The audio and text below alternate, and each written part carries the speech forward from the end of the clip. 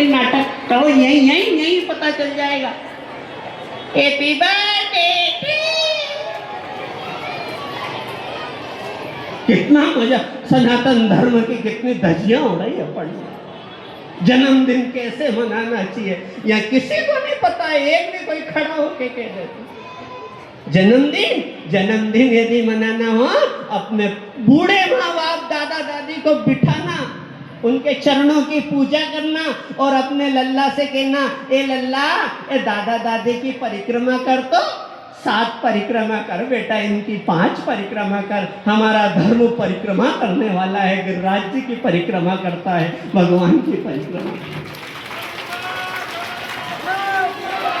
दादा दादी की क्यों करो परिक्रमा?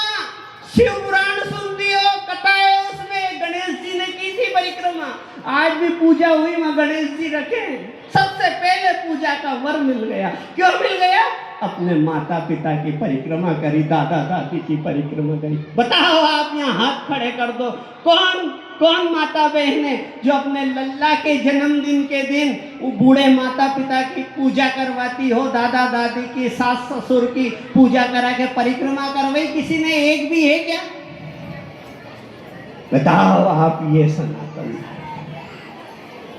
और हाथ खड़े करना यदि यहाँ बैठे हो ईमानदारी से। आज सोमवार का दिन है, रविवार का दिन है, रविवार, हाँ आज रविवार का दिन है, हाथ खड़े करना। कन्ना हुए हैप्पी बर्थडे टू यू, नाटक कन खड़ा करे, हाथ खड़ा करो। अधिकतम ने किया होगा, कोई शर्म के मारे नहीं कर रहे हैं। ये सनातन धर्म की धज्जियां हमने उड़ाई है। मैं हाथ जोड़ के निवेदन करने आया हूं, आप संभाल लो इस भगवा ध्वज को, संभाल लो। ये बहुत आस कर रहा है, भारत माता आस करके देख रही है कि कोई और वापस संभालना है पद। संभालने वाले अब बूढ़े हो रहे हैं, रिटायर होने में जा रहे हैं। तुम में से कब कोई वीर आएगा, कौन सनातनी आएगा फिर संभालना हमारी। ये ऊपर तक हमारे सनातनी बेटे हैं, प्रधानमंत्री से लेकर मुख्यमंत्री तक, तो हम ये आयोजन कर रहे हैं, ये पात्र देख रहे हैं। ये आयोजन साधारण नहीं है। मैं फिर पुनः छोटी छोटी चीज में सब दूर आपको थोड़ा थोड़ा ध्यान केंद्रित कर दूंगा। हमने बहुत अपमान किया। गंगा महारानी की जानते महिमा? 77,000 साल तक तप किया था। राजा भगीरथ की 3 पीढ़ियां लग गई, तब गंगा आई। और हमने क्या किया? यहाँ बैठी है माता बहने, कहीं को छोटो नानो रहे ना, नानो 1-1.5 साल को, और वह तोक ले और वो बाथरूम कर दे। जदे कहीं के वह नारी ए देख कर ये तारा छोरा ने गंगा जमुना कर दी, मारे तो साड़ी भिंजो दी, गंगा की धार लगा दी थारा छोरा ने। ये संज्ञा हो गया, छोरो बाथरूम कर दे, उनकी संज्ञा गंगा से करना तुमने। वो गंगा महारानी, मैं निवेदन करूंगा, अब आ रहा हूं, जो कहने वाली बात है उस पे आ रहा हूं मैं। अब क्या होना चाहिए? स्वामी विवेकानंद शिकागो सम्मेलन में गए, मैं निवेदन करूं आपसे पीछे तक। कहां गए? शिकागो सम्मेलन में। और वहां एक विद्यालय में गए थोड़ी देर के लिए, सम्मेलन से उनको लेकर गए कॉलेज में। अच्छा प्रसिद्ध कॉलेज था, अंग्रेज के बच्चे पढ़ते थे वहां। 2-4 कोई हिंदुस्तानी भी गए होंगे पढ़ने के लिए। उस समय कानूनी पढ़ाई होती थी। ध्यान से सुनना, बड़ा मजा आएगा।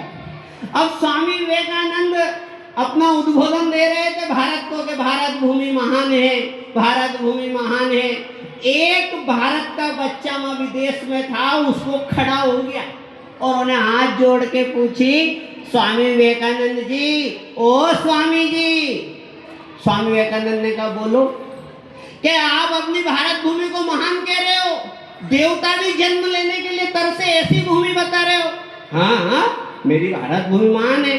तो उस भारत के बच्चे ने कहा कि फिर गुलाम क्यों है? अंग्रेजों की गुलाम क्यों है? इतनी गरीबी क्यों है? एक दूसरे राजा एक दूसरे पे क्यों आक्रमण कर रहे हैं? लड़ लड़ के मर रहे हैं, समाजवाद फैला हुआ है। ब्राह्मण कहे मैं ब्राह्मण हूं, क्षत्रिय कहते हम क्षत्रिय। ऐसी विभक्ति क्यों है आपके देश में? क्या जवाब दिया उस वीर सपूत ने साहब। वो भारत का लड़का खड़ा हुआ कि जब भारत भूमि महान है तो वहां इतनी दुर्दशा खराब क्यों हो रही है देश की उस समय। अब तो काफी परमात्मा की कृपा है हमारे देश पे, पर जब स्वामी विवेकानंद विदेश गए थे तब भारत बहुत पिछड़ा हुआ था, बहुत खराब स्थिति, गुलाम भी था अंग्रेजों का। तो उस भारत के बच्चे ने कहा फिर गुलाम क्यों है? तो स्वामी विवेकानंद ने कहा कि मेरा देश इसलिए गुलाम हो रहा है कि जो मेरे देश के जो देशवासी है वो अपनी मातृभूमि पे, अपने सनातन धर्म पे गर्व करना भूल गए। गर्व नहीं हुआ कि हम हिंदू हैं। उनके मन में ये नहीं आता है कि मेरी भूमि, मेरा जन्म ऐसी महान भूमि पे हुआ जहाँ देवता भी जन्म लेने के लिए तरसते हैं। यहाँ अच्छे अच्छे ऋषि मुनि आए, अगस्त मुनि जैसे महात्मा आए जिनने 3 अंजलि में सारा सागर पी लिया, हम उनके वंशज हैं। राम कृष्ण जैसे परमात्मा के अवतार इस भूमि पे हुए जिनने चटी उंगली पर पर्वत धारण कर लिया। ऐसे हमारे आराध्य, ऐसे हमारे पूर्वज रहे हैं। ऐसा गर्व करना ये सनातनी हिंदू भूल गया। जिस दिन ये छाती खोल कर खड़ा हो जाए कि मैं पीछे क्यों रहूं, मुझे बल देने वाले, बल बुद्धि विद्या देहु हैं, मेरा संचालन करने वाले, मेरी बुद्धि में विराजमान होने वाले, मेरे को बल देने वाले वीर हनुमान जी महाराज मेरे साथ है। मैं पीछे क्यों रहूं, मैं आगे बढ़ूंगा, आगे बढ़ूंगा। वही बच्चा आगे बढ़ सकता है। माता बहनों, मैं आपसे निवेदन करूंगा, बार बार प्रणवत बारंबार प्रणाम करके कहूंगा कि आपकी कोख में, आपकी झोली में, आपकी गोदी में बच्चा नहीं खेले, नाना नहीं खेल रहा है, वो भारत का भविष्य पल रहा है। बताओ यहाँ बैठी माता बहने, कौन भक्त ध्रुव की कथा सुनाती है रात को? भक्त प्रहलाद की कथा सुनाती है अपने बच्चे को? कौन सुनाती है? हाथ खड़े करो। अपनी बेटी को रानी लक्ष्मीबाई की कथा सुनाई? एक भी यहाँ खड़ी हो मातृशक्ति? आज बहुत बड़ा प्रश्न चिन्ह लगा रहा हूं मैं इस मंच से। एक भी माता हो तो हाथ खड़ा करोगे जो रोज रात को अपने बच्चे को बैठा ले। बूढ़ी दादी हो तो वो बिठा ले और रानी लक्ष्मीबाई की कथा, सती सावित्री की कथा, गंगा जमुना की कथा, राधा कृष्ण की कथा सुनाती हो? है कोई? थारो मारो मारो थारो में जीवन जा रहे। कब जागृत बनोगे? सब संतों के भरोसे रहोगे? तिलक लगाना चाहिए, ये हमें व्यासपीठ से बोलना चाहिए। ये बोलने वाली चीज है कि तुलसी धारण करो, तिलक लगाओ, ये तो सताई है, करना चाहिए सनातन धर्मियों। मैं निवेदन करूंगा आपसे, अपने बच्चों को, ये बूढ़ी बूढ़ी दादी नानी बैठी है नहीं, आप ध्यान से सुन लेना। यदि उन्हें बिठा के भारत देश के महान सपूतों की चर्चा नहीं कर पाओ, उन धार्मिक ग्रंथों को नहीं सुना पा रही हो, तो ध्यान रखना उसका भी, आपको गरुड़ पुराण में आया है, उसका भी भोगना पड़ेगा कि आने वाली पीढ़ी क्यों बिगाड़ दी। माता बहनों, छोटी सी बात बता दूं आपसे। मैं धार्मिक आसन पे हूँ, बहुत सारे गुरु नाम लेने आते हैं, गुरुजी गुरु नाम दे दो, गुरु नाम दे दो। गुरु नाम का एक नियम है कि यदि मैं यहाँ पे बैठे किसी को गुरु नाम दे दूं और वो चेला गुरु नाम ले ले और उसके बाद शराब पी रहा है, मांस मदिरा खा रहा है, गलत संगत में जा रहा है, तो कहा गया है शास्त्र में कि उस चेला का आधा भाग गुरु को भी भोगना पड़ेगा। किसका? जिसको मैंने गुरु नाम दे दिया, उसका आधा पाप का भाग मुझे भोगना पड़ेगा। और ऐसे ही सावधान होकर सुनना माता बहनों, 9 महीने जिसको गर्भ में रखा, तड़पते हुए आस से जिस बालक को जन्म दिया, यदि आपने उसको अच्छे संस्कार नहीं दिए और वो बिगड़ गया, सनातन धर्म की ध्वजा तले नहीं पाला, उसको अच्छे गुण ज्ञान नहीं सिखाया और बिगड़ गया, गलत सोबत करने लगा, तो शास्त्र में ये भी कहा गया है कि छोरा को आधो पाप माए भोगना पड़े। बेटी का आधा भाग पाप का गलत जा रही है, उसका आधा भाग माँ को भोगना पड़े। रानी लक्ष्मीबाई की कथा सुनाया करो।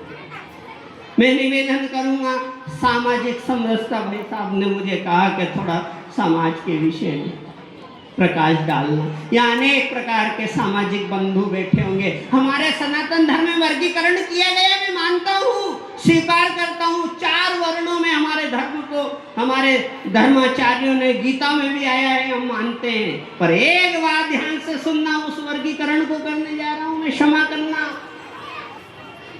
4 वर्ण बताए गए, गीता में कहा गया है। कौन कौन से वर्ण? ब्राह्मण, क्षत्रिय, वैश्य और सेवक। 4 वर्ण। ब्राह्मण वर्ण, वैश्य जो फसल उगाता है, व्यापार करता है, या जो है एक वर्ण हो।